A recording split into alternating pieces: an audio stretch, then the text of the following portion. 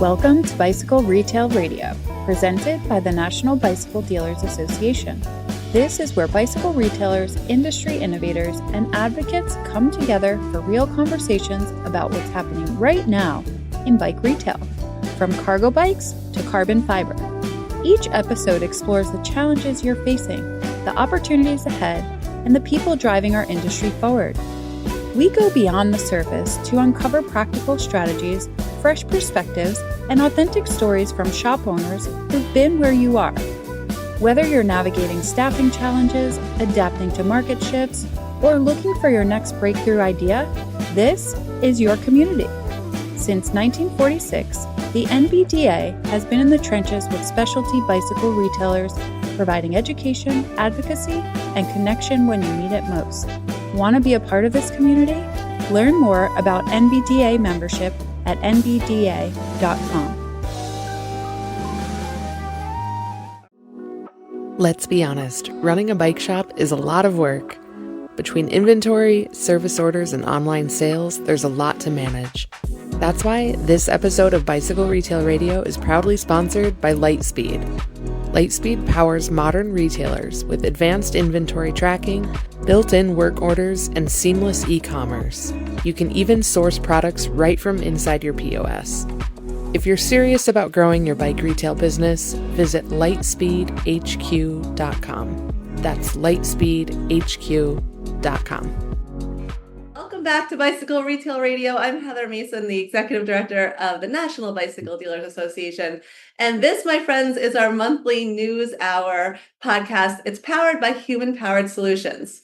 Every month, we break down what's happening right now in the bicycle and e-mobility industry. I absolutely love this episode. Human-Powered Solutions, they are one of the most trusted consulting firms in our space. Go ahead in our show notes, you'll see the link to their website. They work at the forefront of bicycle and e-mobility technology. They deal with supply chain strategy, market intelligence, and their team, this collective team, has decades of experience shaping the products, policies, and innovations that really define our industry. We're really lucky to have them. Gentlemen, thanks for being here. Thank you. Nice to see you. Thanks for having us.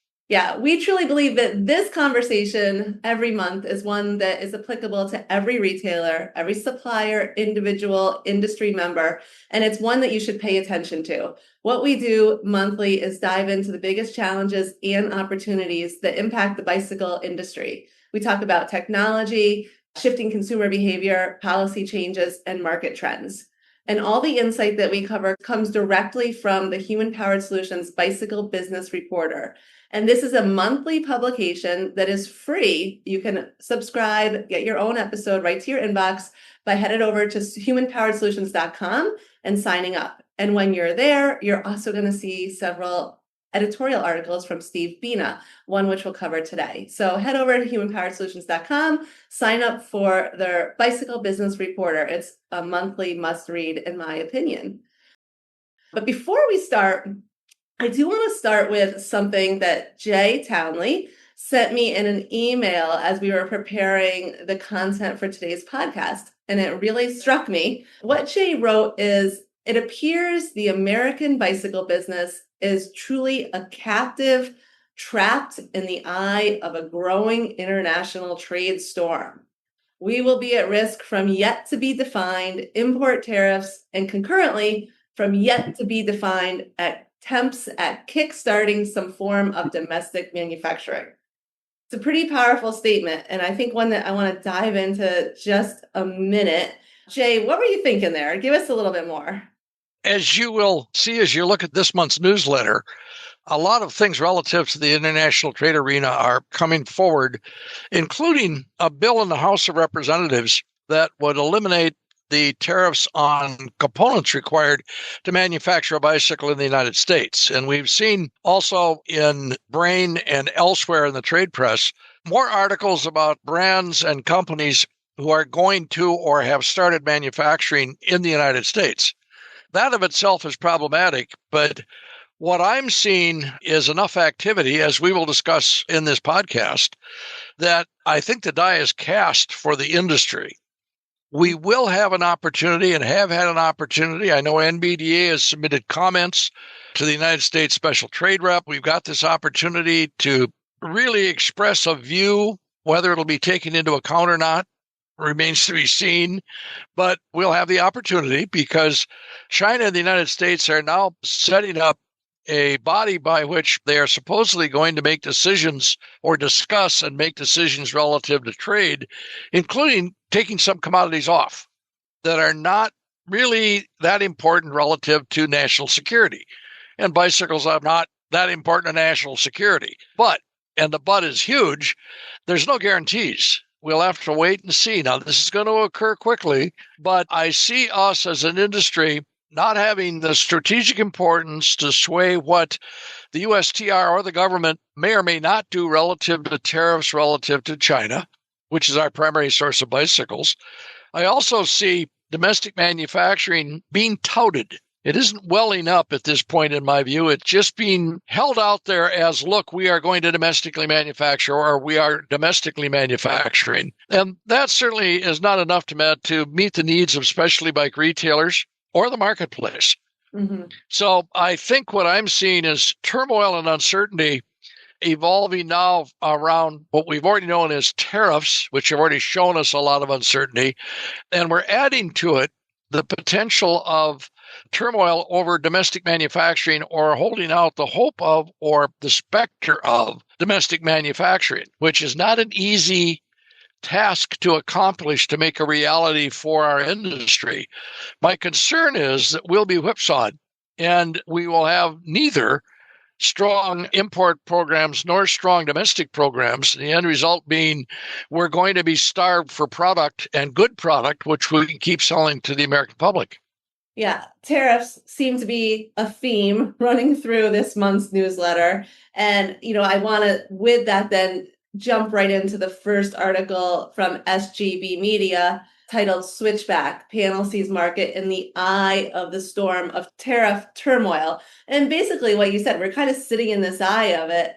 For retailers, though, what should smart retailers be doing instead of just waiting for Washington to make up its mind? Like, is there anything that you would advise retailers right now? And I know we've spoken about this in past episodes, but I think it's really important to keep talking about this because retailers reach out all the time. What should I be doing? So just in your opinion, smart retailers right now, instead of just sitting and waiting, is there anything they can be doing, or is sitting and waiting what we can be doing?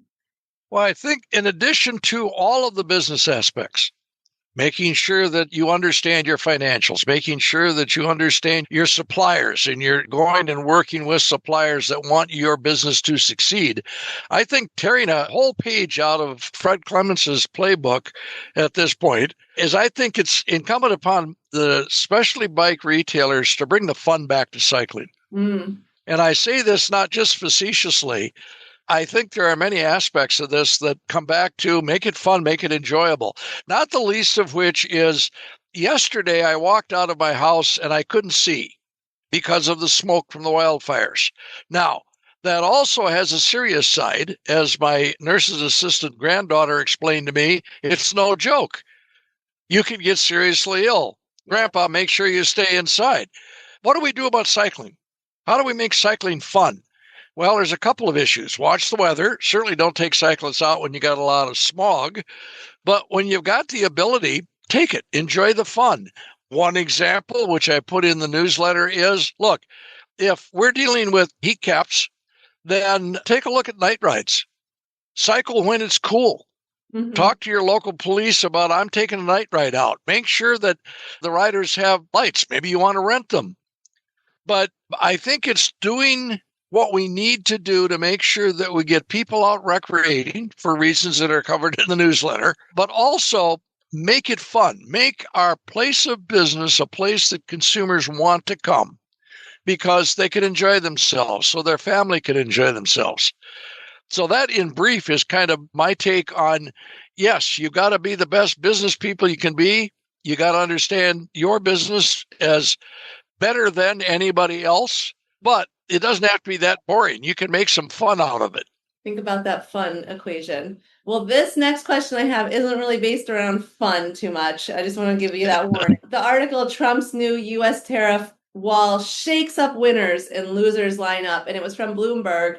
And it looked at how the administration is rebuilding the tariffs through different legal channels. And your takeaway was that the bicycle industry may actually face tariffs that are equal to or higher than we experienced earlier this year. Not fun, not fun. And basically what may happen is prices will go up. When you look at the industry, how do you see that playing out? Suppliers, retailers, consumers, it's going to hit everyone, but how do we adapt to that? I mean, with all the fun still, Jay, that could outprice our product and inventory. It could. I mean, there's still a chance in the course of this next month that because the USTR is going to look at testimony from non-sensitive industries, that is, the industries that are not tied to the security of the United States, like the bicycle business, it's possible that we'll get some tariff relief, or that some countries that we're very dependent upon, like China, could have lower tariffs. But until all of that uncertainty goes away and we get to a couple of months from now where we really have an understanding of where the tariffs will settle in, I think what we need to count on is overall, there will be in place tariffs that are equal to or possibly higher in some cases than what we experienced in the first quarter of this year. And that's going to be a way of life going forward. It's going to be what we are going to live with for at least the next 3 years, maybe 4 or 5. So that's one, is tariffs are in our future in some way, shape, or form. Maybe not every country that we saw in the past being hit as hard as they may be in the future, but tariffs in general are going to be a feature of doing business from the standpoint of the import side of our business.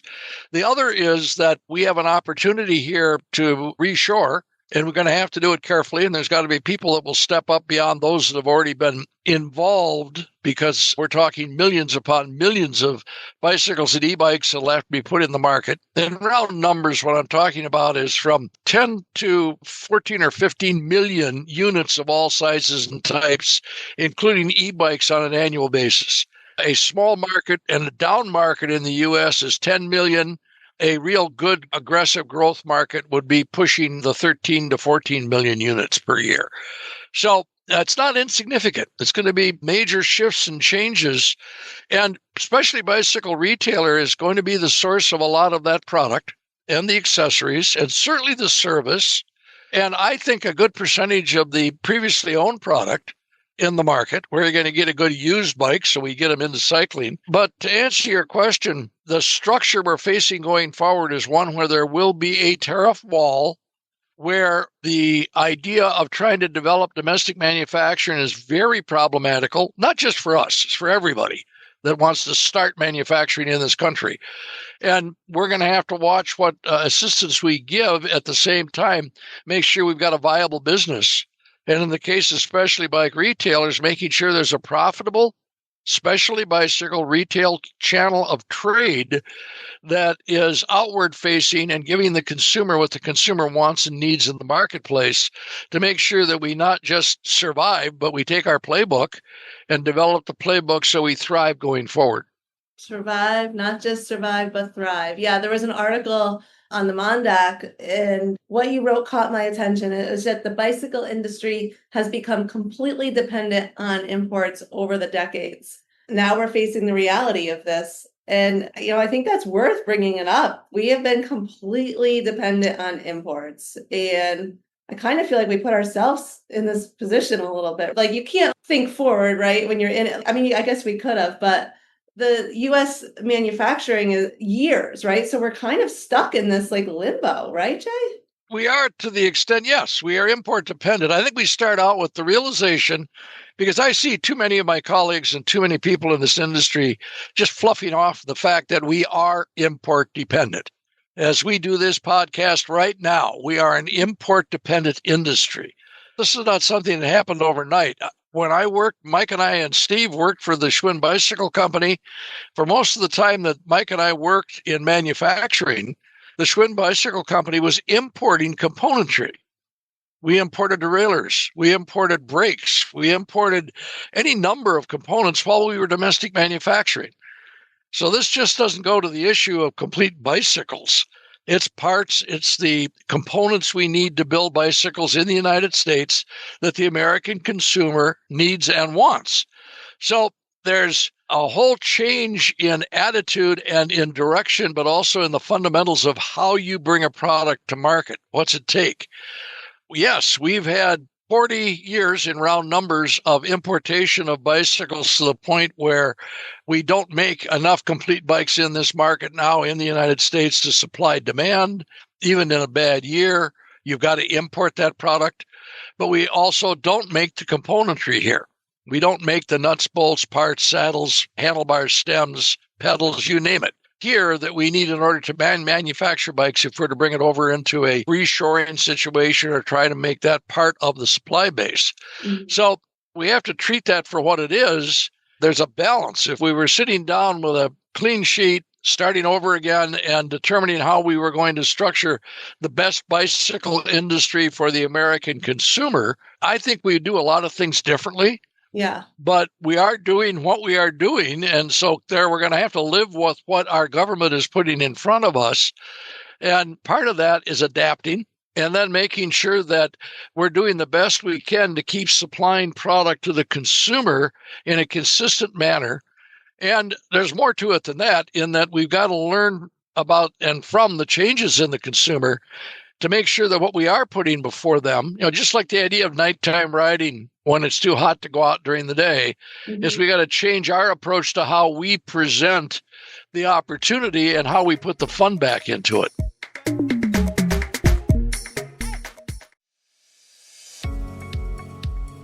We're celebrating a milestone. For 80 years, the National Bicycle Dealers Association has worked alongside specialty bicycle retailers to help them succeed. Throughout August, we're celebrating our history, our members, and the future of our industry. Celebrate 80 years of the NBDA by becoming part of our future. Join this August. Save with code NBDA80 and help us build the next 80 years together. Visit nbda.com/join to be part of the legacy.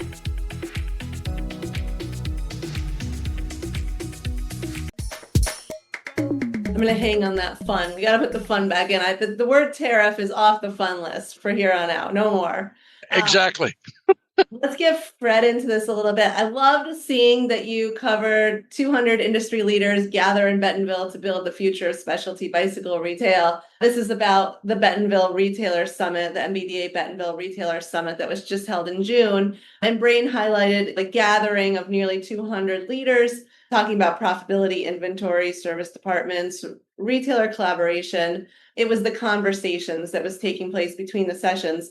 Now, Fred, I know you weren't there, but you've spent decades talking with retailers, and I know that the team, I think, did a recap, I'm sure, and talked about their experience at the summit.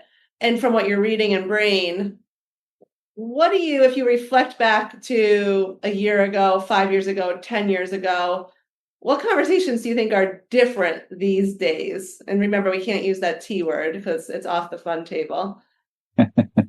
Maybe part of it is just me hoping for the evolution of retail towards more collaboration with their peers. We've had that for a long time, but I think maybe I'll just put it out as just supposing the suppliers have really been suffering as well with the tariffs and the unknowns.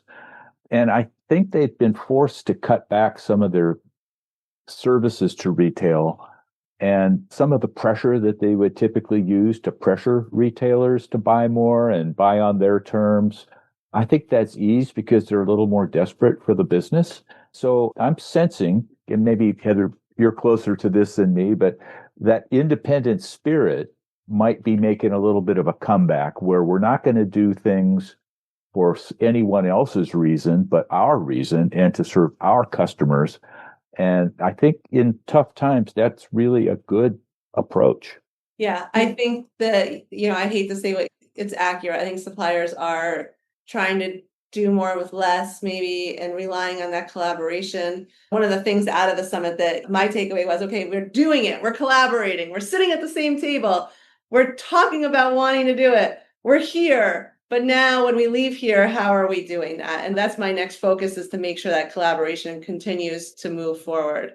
And I do think that is a different conversation that was happening 5 years ago, 10 years ago. I think the brands realize that they need some strong retailer partners, and they're trying to figure out how to do that, I hope. Mike, you were there. We had an e-mobility day, a day specifically focused on e-bike experts giving presentations, e-bike product displays the second half of the day. Anything that stood out to you about the e-mobility day?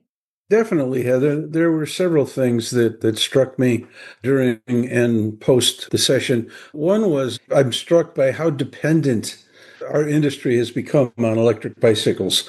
I was involved back in the early days, in the mid 90s, where we were basically just jumping on this concept and developing product and selling product and whatnot. And quite frankly, the product failed in fulfilling its promise. The first bikes we manufactured and sold didn't have the performance attributes that we had advertised, and we disappointed a lot of people. And we angered a lot of dealers. I remember back in the 90s when I was still with the EV Global Motors, walking into a shop that had sold bikes and actually getting a very cold reception. The dealers were mad. They were angry.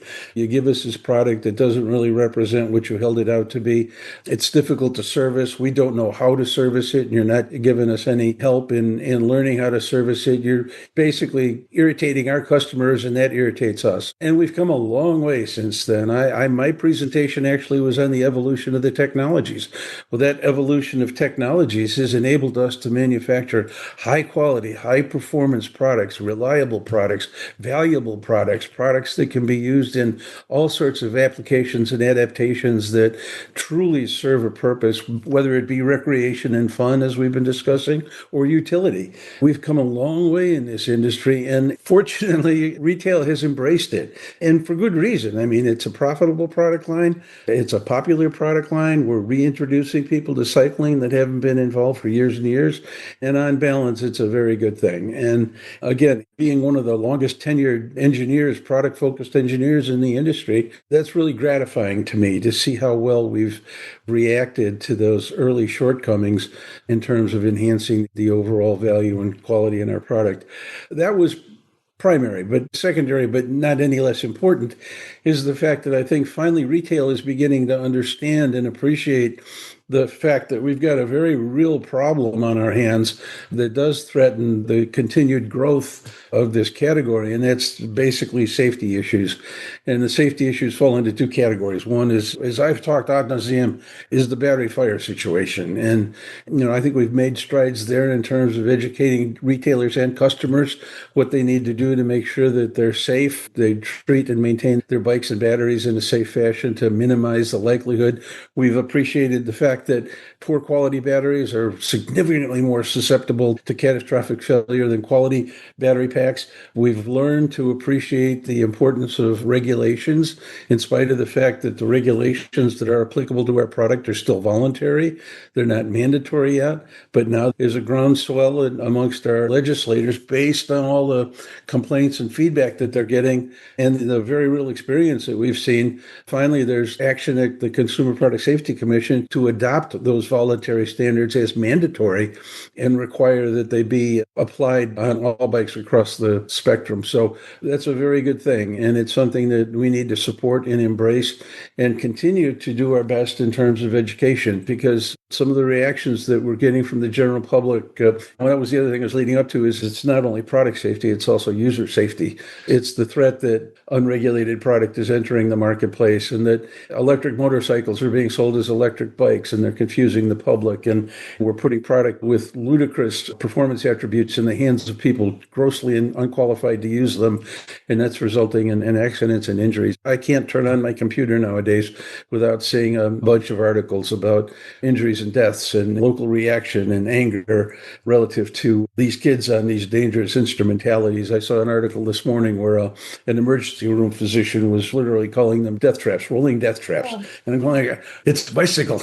It's a power assisted bicycle. It's not a death trap. It just needs to be, the rider needs to be qualified and the bike needs to comply with the regulations that are intended to make sure that they're safe. And we're doing that, but we have to do it faster. I guess the one disappointment that I have is that it's taken so long. E-bikes have been around since the late 90s, and lithium-ion batteries have been around for a long time. We're just now seeing efforts by our regulators to enforce standards relative to their production and distribution.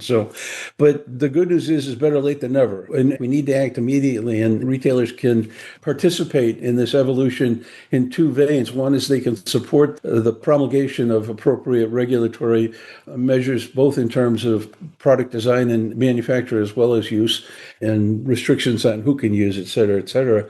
So the other thing is to continue educating. We must continue to make sure that the consumers understand that batteries are a very special energy storage mechanism and they need to be treated accordingly, and that this is a powerful product and the rider needs to be familiar with what he's using and how to properly and safely use it. So I guess the point is we've come a long way in the last 25 years, 27 years, and now we've got a great product. We just need to make sure that A, it's built to the standards that it requires, and B, that it's used by people that are qualified to use it. Yeah, it was great to have you there. And yeah, it is nice to see what's happening by the CPSC. And I would agree, like, even in my small town in upstate New York, there's a highway sign that says no e-bikes under age 16. So like you're seeing it happen nationwide across North America even. So we need to make sure we continue to move these things forward, and better late than never, as you're saying, Mike. So, okay, well, let's jump back to Fred. Great article. I love this article titled 3 Things to Do Before You Sign Your Pre-Orders. And this was from Bike Europe. And I think timely, because I'm having several retailers reach out asking, hey, Trek is saying they want a pre-order for next year. What should I do? Love this article because it challenges retailers to stop buying just based on emotion, maybe the color you like, and start buying based on numbers or data. They talk about GEMROI, open to buy planning, really understanding like where your inventory dollars are working for you and actually where they're sitting and costing you money. Fred, you've coached retailers for years. Thoughts on what separates those retailers who make great buying decisions from those who seem to kind of repeat the same inventory mistakes year after year, where the inventory maybe just isn't moving or has to get discounted to be sold?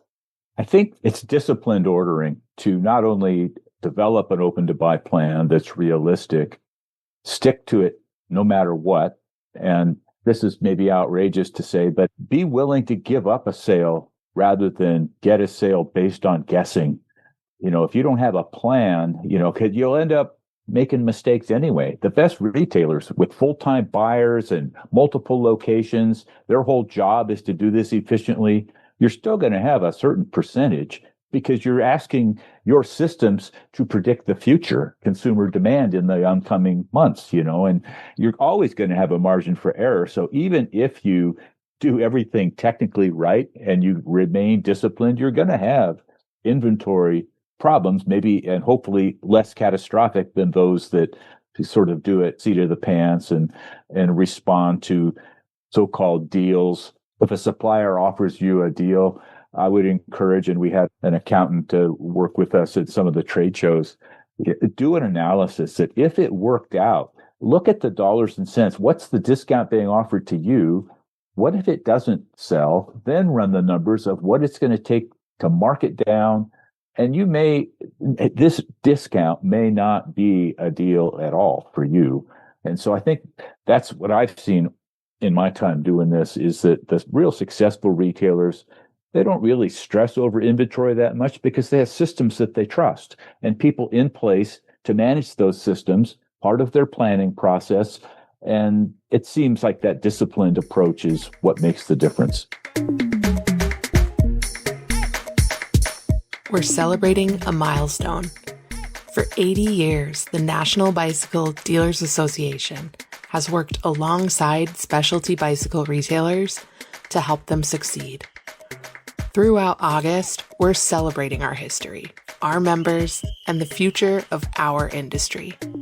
Celebrate 80 years of the NBDA by becoming part of our future. Join this August. Save with code NBDA 80 and help us build the next 80 years together. Visit nbda.com/join to be part of the legacy.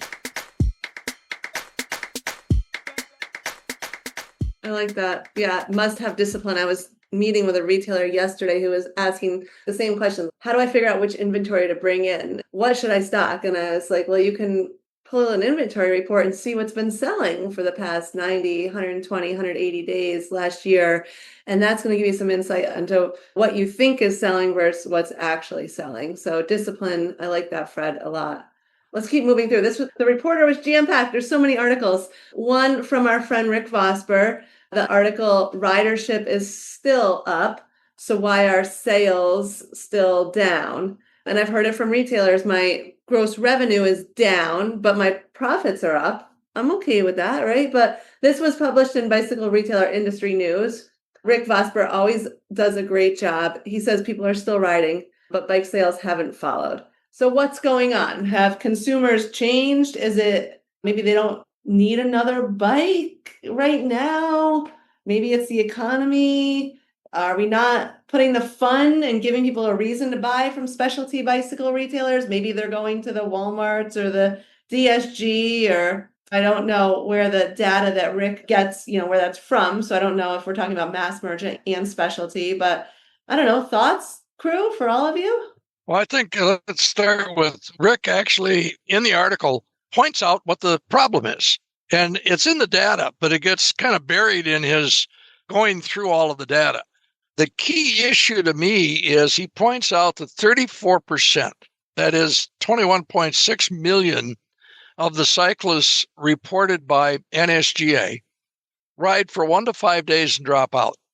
Now, I've got 25 years of history of that same data. And it's quite correct. What's grown is we as an industry have been growing the percentage of consumers, and there's people for bikes and NSGA have different age groupings. But if you just take it as a blanket statement, we have been increasing the number of 1 to 5 day cyclists, or what are referred to as casuals, and have not been increasing. The other flip side of that is we have not been increasing the 7 day or more. So we're not giving people a reason to ride. We're selling them their bike and sending them on their way, but their call to action isn't there. We're not getting them to keep riding. That's part of it. It's a big chunk of what Rick points out and what he is citing when he looks at the stats, or when you look at his article and all the detailed stats. The one thing that jumped out at me was he points out that 21.6 million cyclists ride from 1 to 5 and drop out. I talked about that several of your summits ago, that is one of the dangers. So you're correct.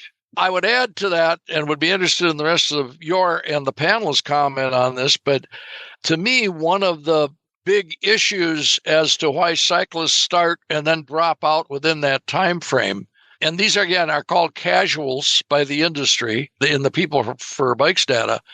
My take on that is that there's a safety problem. There's a safety issue. There's the realizing that the roads in some cases, in some markets, in some places aren't safe. And these are consumers, as you point out, Heather, that have not connected either back at the shop or in the community with making cycling safe for them or their children, to make people feel comfortable. Yeah, we've done some webinars in the past with people for bikes, and their data shows that parents are afraid to let their kids go out on the roads. Like, it's just not safe out there. So that could be potentially an issue. And it doesn't, in my opinion, it doesn't stop with youth. Like, I'm afraid to go out on the road, and I'm a cyclist who's spent decades riding on the road, but I prefer a rail trail at this point. My life is too valuable and I don't trust cars. That could be a big part of it, Jay. There's more to it if anybody else has got comments. I think it comes back to the fun thing. It's not fun to be run off the road by a car, someone texting. And so, I mean, we're great. We love to play. We love to have fun. How can you create an environment where that happens? Well, every bike ride is not necessarily going to be fun. It has to be carefully managed in some ways, a rail trail or a multi-use path for people who are afraid is probably the right answer. Or, of course, off-road, the whole mountain bike segment maybe needs a little more love there. But yeah, I think it's a real problem. And self-driving cars that don't recognize bicyclists. I mean, it's a jungle out there and more crowded, and people are more and more angry. I get it. I'm not sure that we can affect the big picture other than just try to show good, fun cycling. I think part of it too is our youth are not getting engaged with bicycles as we once were. Boy, when I was a kid, my whole world revolved around my bicycle. It helped that my dad worked for a bike company, but the freedom and independence and fun that I enjoyed having a bike to go places on was unparalleled. Nowadays, it's the iPhone or the iPad or the computer or whatever it might be. It's kind of interesting. Maybe there's a little bit of a positive evolution on the way. And I reference back to the enthusiasm that our country has shown for the World Cup matches that have been playing over the past couple of weeks. Now, suddenly, it seems, and hopefully it's not a flash in the pan, it seems like people are getting more involved or more interested in physical activity. And hopefully there'll be a spillover there. I mean, the Tour de France is going on, but my impression of the Tour this year is that it's not gotten anywhere near the publicity that it's gotten in past years in our country. So I don't think people are getting engaged with cycling young enough as it once was. And perhaps that's causing less interest as we grow older. Yeah, I can't help but agree, Mike. Like Bike Month, the month of May, it seemed like much less publicity than in years past. And the tour, hardly nothing. And you see the World Cup, and very thankful to have the World Cup here. And Oh, yeah. I'm hearing now is kids who want to try out for the soccer team, which is awesome, right? But imagine if we had this in cycling, what it would do for our sport. Exactly. I've got a young grandson. He's 12 years old. He is head and shoulders into soccer. He's on a traveling team. Every other day, I get a text from him, Papa, are you coming to my game tonight? His avocation now is to be a professional soccer player. I don't know that he has the talent. He may, because he's a really good player in his league, but there's that enthusiasm that he lives and eats and sleeps and drinks soccer. I mean, he comes over to our house when the big World Cup games are on because we've got a bigger TV than he has at home to watch the game. So the enthusiasm is tangible. We just don't see that in cycling and bicycles anymore. Yeah. Well, talking about this fun word, the Bloomberg article argued that America has forgotten to have fun. We're spending less time outside, less time together, less time doing things that make us happy. And I think that maybe is the case. Like, I think a lot of people I know are overworked. Maybe they're in jobs that aren't actually speaking to them. It's challenging times. So we're working maybe more even to make extra income and not prioritizing self-care. And not the case for everyone, not a blanket statement, but I'm seeing it a lot. And Jay, your response was simple. It was like bicycle retailers, bike shops can help change that. So, Fred, if you owned a bike shop today, how would you make cycling more fun for your community instead of just selling another bike? Well, I want to sell that bike, believe me, if I had a bike shop. And the fun is a means to that. The fun can be contagious. I think if your store staff and ownership and management ride and have smiles on their faces, I think that is a little contagious. That's the attitude of the store. There are retail stores I love going in just because it's fun to be in the store. And if you can create that experience where people want to come to your store because they like you, they like your staff, you guys are all pumped up about bicycles, and maybe that inspires them to ride a little bit. And I think I've mentioned before, the biggest smiles I've seen on people's faces out on locally here is kids riding those illegal bicycles, the motorcycles. They're having a lot of fun. So maybe there's an avenue that they can have that same fun with a 20-mile-an-hour speed limit bicycle and still pop wheelies and still have the same fun, just at a slightly more responsible speed. And I think that might be something to consider anyway, is that the legal e-bikes are really fun too. I like that idea. Yeah. I mean, we used to challenge people in my community to ride every month. We used to challenge them to get out and do Strava routes. We used to do ice cream rides for kids, funny outfit rides, like anything just to make it fun and get people out on bikes and like a call to action. Night rides also help stimulate light sales. I mean, there's all sorts of good things we could think of. So let's make it fun again, for sure. I want to pop over to Mike. Mike, I want to get your opinion on the CPSC rule. A new CPSC rule could dramatically change e-bikes in the US. This proposed CPSC rule goes beyond simply adopting the UL standards. It also requires additional testing, stronger battery management systems, tamper-resistant battery enclosures, very important, improved charger protections, warning labels, all of this aimed at reducing battery fires and improving consumer safety. I'm like, thumbs up. But from your engineering background and decades of experience in e-mobility, what do you think of these proposed changes? Do you think this will fundamentally raise the bar for the entire e-bike industry? In a word, yes.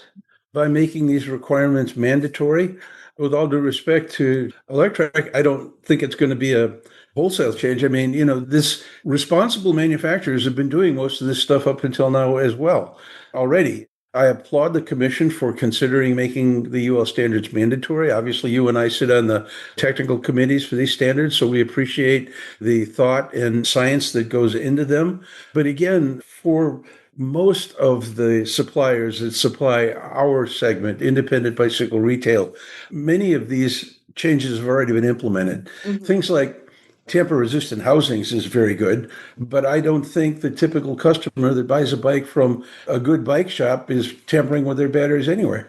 Anyway, it's going to impact the lower strata of e-bike users, the poor people that have suffered the most from the catastrophic battery fires. Los Deliveristas in Manhattan, obviously, are the most visible, the most tangible group. Those are the people that were buying sub $1,000 e-bikes direct from suppliers in China, and then buying, a half a dozen other battery packs from Alibaba and trying to make a living utilizing that bike for deliveries, that have suffered the most.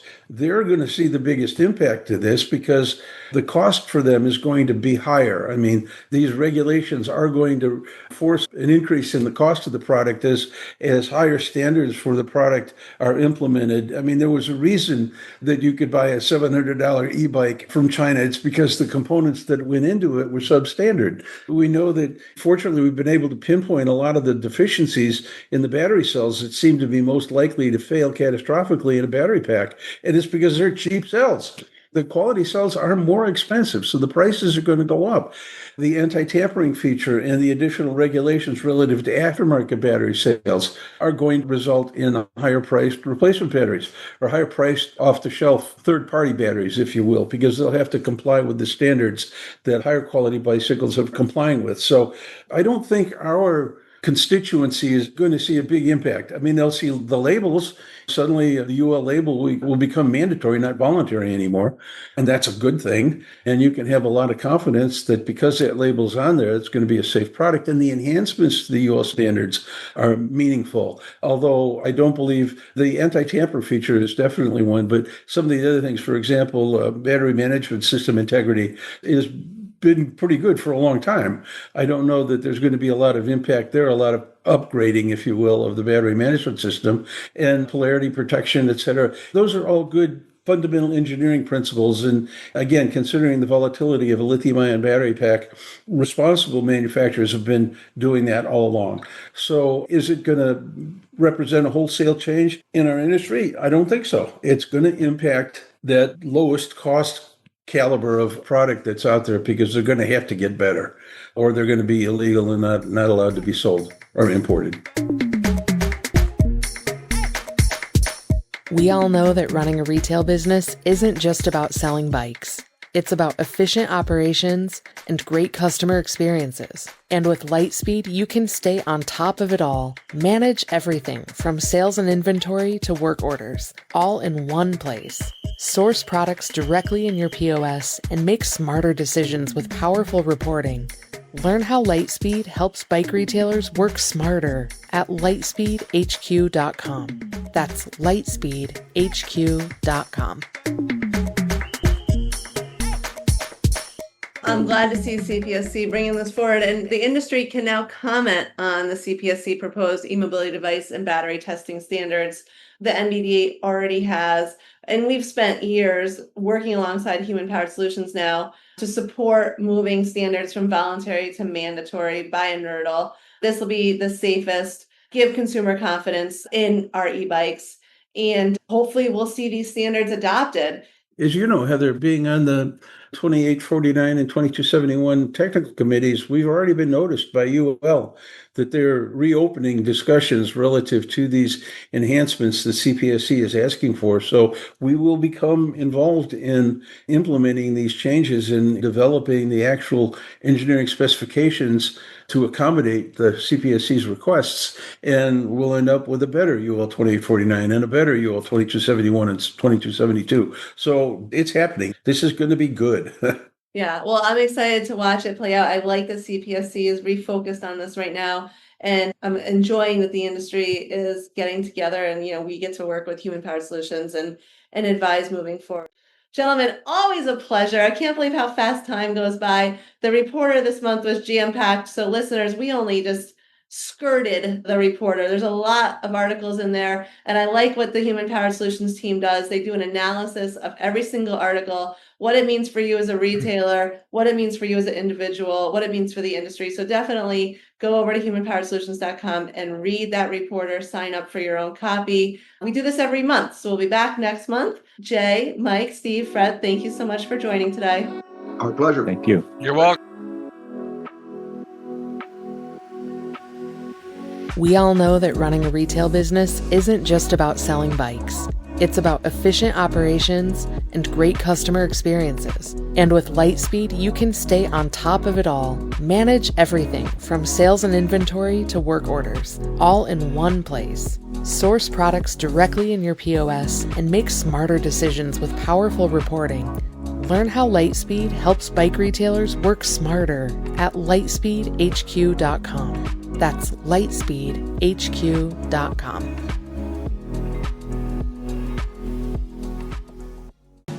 Thanks for spending time with us on Bicycle Retail Radio. If this episode resonated with you, subscribe and share it with another retailer who could use the insight. Join us every week for new conversations and fresh perspectives to keep you ahead of the curve. The NBDA is constantly creating events, webinars, and resources built specifically for bicycle retailers. Check out what's coming up at nbda.com. Shout out to Francis Abbott for today's graphics. Interested in sponsoring an episode or know someone we should talk to? Head to nbda.com. We'd love to hear from you. Until next time.